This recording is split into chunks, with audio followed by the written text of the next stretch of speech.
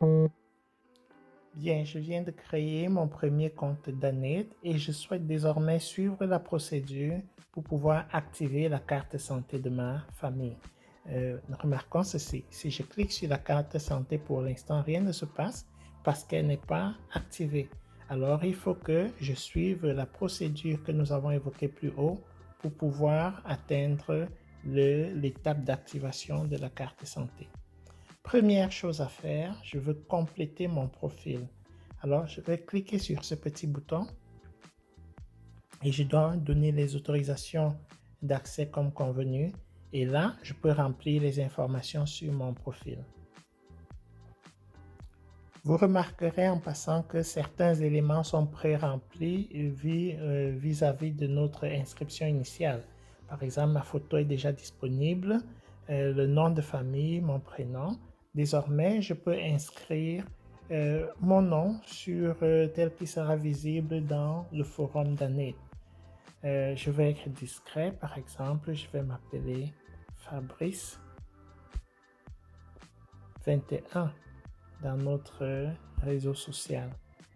Et j'ai mon adresse email, je dois déclarer ma profession. Par exemple, je vais dire que je suis enseignant.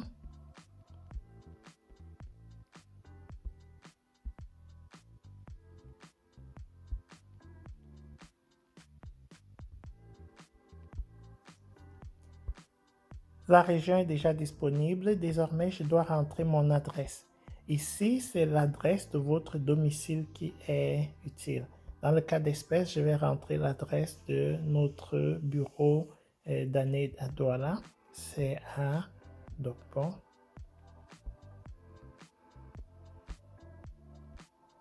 Précisément, route de l'hôpital général à Dokpon.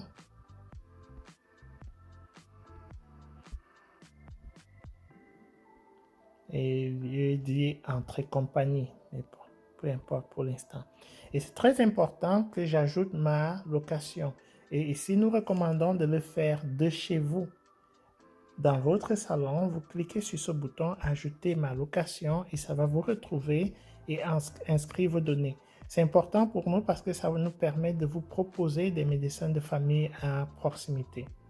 Dans le cas d'espèce, ça découvre ma localisation au Danemark, mais bien. Chez vous, ça inscrirait votre localisation, la localisation de votre domicile, au plus près possible. Ces informations optionnelles, je peux déjà les remplir. Par exemple, je dirais que j'ai fait 172 cm qui fait pour 74 kg, qui sait. Le groupe sanguin, je choisis n'importe quoi ici, par exemple le prénom A-. Mais dans la pratique, vous donnez votre groupe sanguin, c'est important pour le médecin. Si vous n'avez pas l'information, ne rentrez rien. Est-ce que j'ai des allergies? Ici, je vais enregistrer que je suis allergique au pollen, par exemple. Ce sont des informations qui sont importantes pour votre médecin. Comme mentionné, si vous n'avez pas l'information, ne rentrez rien. Et à l'aspirine, pour nous.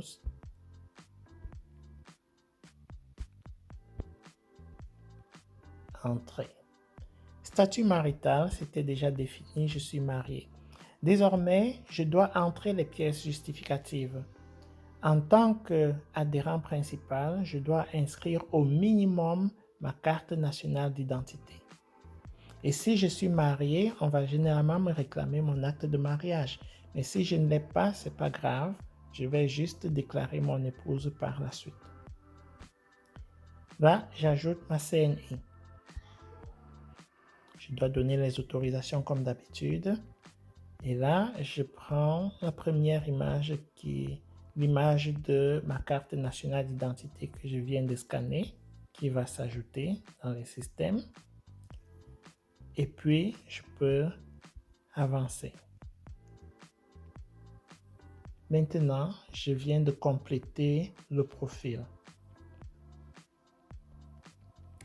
Alors, remarquons ceci. Si j'arrête là et je ferme l'application, au retour, vous verrez que, d'ailleurs, c'est le cas.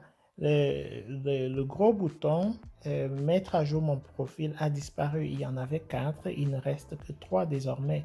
La prochaine étape pour moi, c'est d'ajouter les bénéficiaires, ensuite de choisir le médecin de famille, ensuite de faire le paiement. Je vais les faire dans l'ordre. Je veux ajouter les membres de ma famille. Donc, je vais cliquer sur Ajouter des bénéficiaires.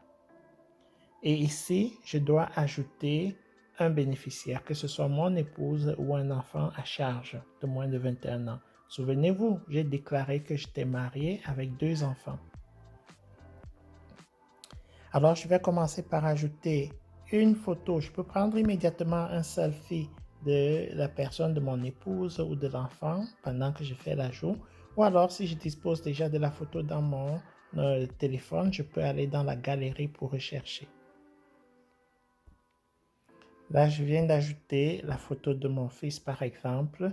Je rentre son prénom, Denis, son numéro de téléphone. Si je rentre son numéro de téléphone ici, automatiquement, un compte sera créé pour lui et il pourra aussi télécharger l'appli, se connecter avec ce numéro de téléphone. Attention, ne rentrez pas votre propre numéro de téléphone ici. Cela ferait une duplication de compte. Donc, c'est le numéro de l'enfant ou de l'épouse. Si le bénéficiaire n'a pas de numéro, laissez le champ vide. Alors, je vais définir la relation. C'était mon enfant. Sa date de naissance, on va prendre une date appropriée pour un enfant. Je vais aller par exemple à 2018, qui sait? Non, trop jeune, peut-être pas. Prenons ça. OK. Et puis, je peux avancer. Vous avez noté, c'était bien un garçon. Son groupe sanguin, disons qu'il est A- aussi.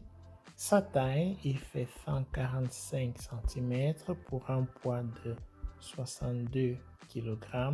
Pas d'allergie. Si je n'ai pas l'information, rien n'a entré ici. Aucun de ces champs en dehors du genre n'est obligatoire. Et la suivante, désormais, je peux ajouter les pièces d'identité. Ici, l'enfant a moins de 21 ans, il n'a probablement pas de CNI. Alors, la seule pièce obligatoire ici, en réalité, c'est son acte de naissance que je dois ajouter. Alors, je vais sélectionner ceci comme acte de naissance que je viens de filmer d'ailleurs. Je vais l'ajouter. Et si c'était agi de mon épouse, j'aurais fait le scan de sa CNI. J'aurais aussi éventuellement ajouté l'acte de mariage si ça n'avait pas été fait plus haut. Une fois que c'est fait, je peux avancer. Mais avant, rappelons une chose. J'aurais pu très bien aussi simplement scanner en cliquant là. Donc, je clique sur ce bouton de scan et je sélectionne le document approprié. Mais là, j'avais déjà le document dans mon téléphone. Là, j'aurais scanné avec une image, par exemple. Je vais vous montrer. Et si je veux ajouter une CNI ou un passeport, là, ça ouvre la caméra. Je peux inverser la caméra pour prendre une image.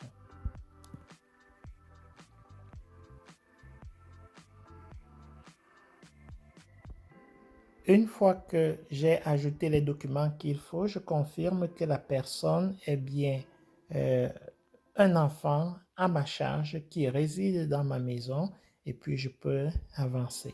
Désormais, le bénéficiaire est ajouté. Rappelons que vous pouvez ajouter alors tous vos bénéficiaires. Mais remarquons aussi une chose ici. Je viens d'ajouter un seul bénéficiaire alors que j'en ai 3. Or, le bouton bénéficiaire a déjà disparu.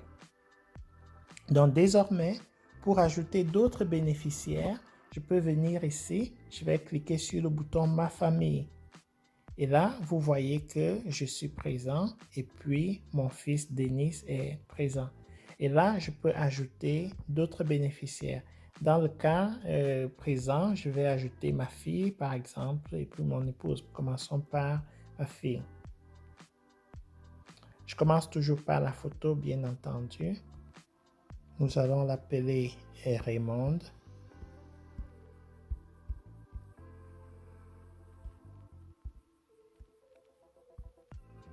Et puis, s'il y a son numéro de téléphone, on peut l'entrer. Sinon, on avance. On va dire que c'est une enfant. Et puis, choisir sa date de naissance. Je vais la rendre. Elle doit être jeune, moins de 21 ans, comme prévu. Disons qui c'est. 2016. Prénom. OK. Et puis, pas 90. On va prendre les années 2000. 2007, pourquoi pas, prenons ça. Puis on va avancer, suivant. C'est une fille cette fois-ci. Je n'ai pas les informations ici, je poursuis. Et là, je dois ajouter au moins son acte de naissance. Donc ici, je vais ajouter un acte de naissance que j'ai déjà dans le PF. Je prends ceci, je connais, je sais que c'est son acte. Et puis, je confirme que c'est bien ma fille qui vit dans mon domicile. Suivant. Et je peux continuer ici avec mon épouse pour que nous soyons 4, comme prévu. Désormais, je peux retourner à la page d'accueil. Et vous remarquerez ici que je peux désormais choisir le médecin de famille. Notons que ma carte est désormais quasi prête. J'ai ajouté certains membres de famille, mais il faut choisir le médecin de famille et faire mon premier paiement pour pouvoir l'activer. Mais à partir d'ici, je peux déjà avoir une vue de ma carte. Regardons ici, je vais cliquer là. Et puis, ça montre les cartes des adhérents de la famille. Mais pour l'instant, vous pouvez le noter, la carte est inactive.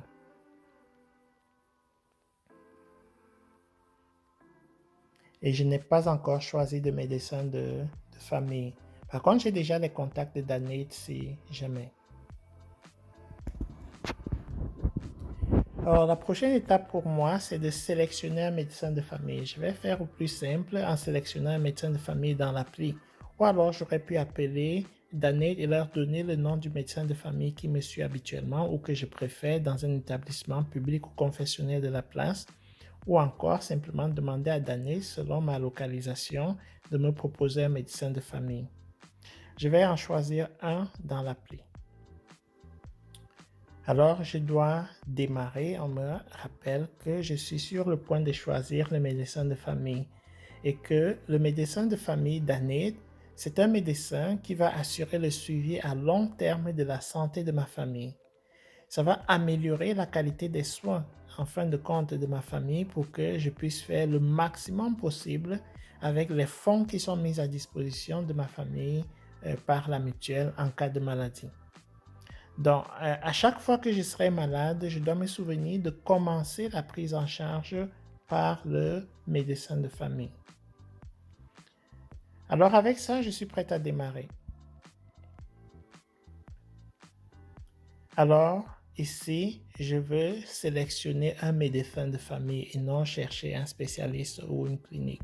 Donc, je sélectionne médecin de famille et là, j'ai une liste de médecins de famille qui me sont proposés par ordre de proximité. Bon, vous remarquerez que j'étais beaucoup trop loin et je vais en choisir un peu au hasard ici. Mais vous pouvez passer en revue ces différents médecins de famille et voir un peu plus de détails sur eux, où est-ce qu'ils sont situés, ce qu'ils disent de leurs horaires d'ouverture, ainsi de suite, avant de faire votre choix. Donc, dans ce cas de figure, je vais choisir ce médecin de famille Tess. Wilfried, il y a différents médecins de famille dans l'appli. Donc, je vais choisir le médecin de famille Tess pour ne pas créer de confusion. Et là, j'ai juste à cliquer ici désormais pour le définir comme mon médecin de famille, c'est-à-dire le médecin de famille pour toute ma famille. Et en cas de maladie, c'est vers ce médecin que nous irons en priorité. Mais d'abord, voyons ce qu'il fait, ce médecin. Il assure des consultations. Il peut faire des visites à domicile. Il est disponible pour les chats via l'appli et on peut prendre rendez-vous avec le médecin via l'appli. D'ailleurs, le bouton est activé. Il est dans un établissement public où la consultation est de 4 000 francs Et puis, vous serez couvert à 70% dans ce cadre-là. Alors oui, je veux bien avoir Dr Eboka comme mon médecin de famille. Alors, je dois confirmer. Voulez-vous choisir le docteur Eboka, Wilfried comme médecin de famille?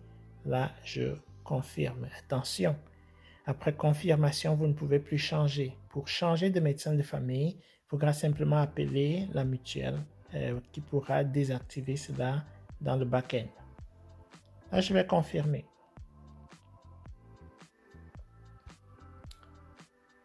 Et désormais, Dr Eboka est mon médecin de famille. Et je peux rentrer à ma page d'accueil où je n'ai plus que la dernière étape. Mais nous pouvons consulter la carte d'adhérent désormais. Voilà, je suis prêt. Je suis prêt. Les bénéficiaires sont prêts. Le médecin de famille est évoqué. Je peux avoir les détails sur ce médecin de famille et même prendre rendez-vous. Mais il faut que j'active ma carte avant tout. La prochaine étape, c'est le paiement de ma prime. Nous allons arrêter cette vidéo ici et à la prochaine étape, nous effectuerons un paiement de notre prime annuelle. À bientôt.